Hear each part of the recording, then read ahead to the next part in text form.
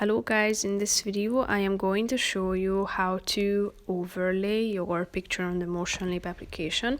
But first I just want to mention, don't forget to subscribe to my channel because at 10,000 subscribers I am going to show you my whole YouTube revenue statistics and growth strategy, how to make money online. So let's jump into it. First of all, open the app on your phone.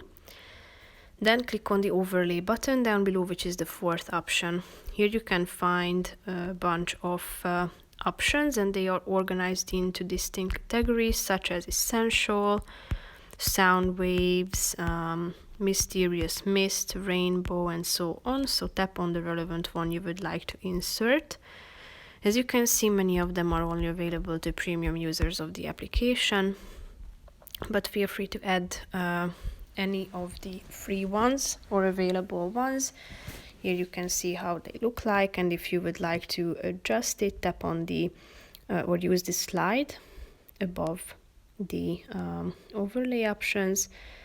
So you can use the eraser too if you would like to erase certain parts, and check out how it looks like. So that's pretty much it for this video, guys. See you in the next one. Bye bye.